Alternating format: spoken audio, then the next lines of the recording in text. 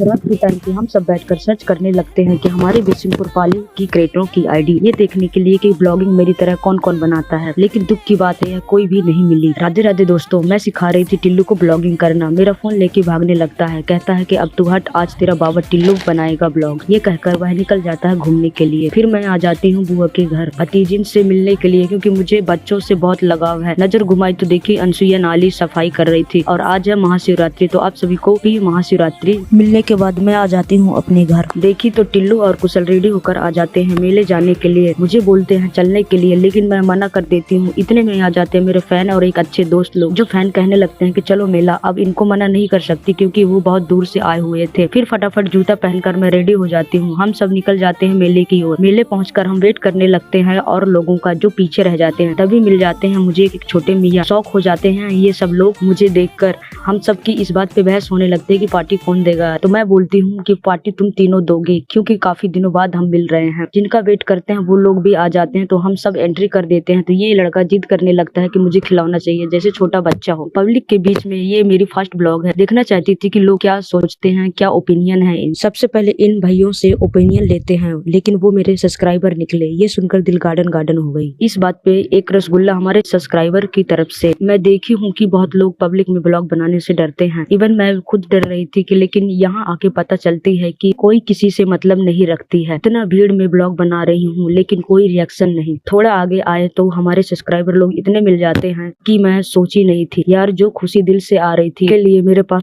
कुछ शब्द नहीं है कहने के लिए। हम अलग मेले से बाहर मीटअप रखनी पड़ी। मीटअप रखने के बाद भी हमारे न्यू गेस्ट आज का दीपक भैया और अभी हैं, और सारे दोस्तों को अलविदा किया। फिर हम सारे दोस्त घर आने के लिए रेडी हो रहे थे, तभी मेरे दोस्त की नजर पड़ती है इन लड़कियों पर। कहते हैं कि ना दोस्त बड़े हरामी होते हैं। मेरे से चैलेंज लगाने लगते हैं कि तुम जाओ और इनका इंस्टा आईडी पूछ के आओ। फिर हम भी किसी से कम थोड़ी ना है, चैलेंज एक्सेप्ट कर लेती हूँ। फिर मैं आ जाती हूँ इनके पास, थोड़ी सी बातचीत की, पहचान बनाई। फिर फाइनली इंस्टा आईडी मिल जाती है। फिर मेरे से इंस्टा आईडी मांगने लगते हैं। फिर क्या, दोस्त है तो क्या हुआ, इंस्टा आईडी फ्री में थोड़ी ना दे दूंगी। शाम हो जाती है, हम सारे आ जाते हैं इन चाउमीन वाले भैया के पास। पहले पेट पूजा करते हैं, 4 चाउमीन बनवाए और खाए, जल्दी से घर की रवाना। इसी तरह आप सबका प्यार और सपोर्ट बनाए रखना। Thank you so much.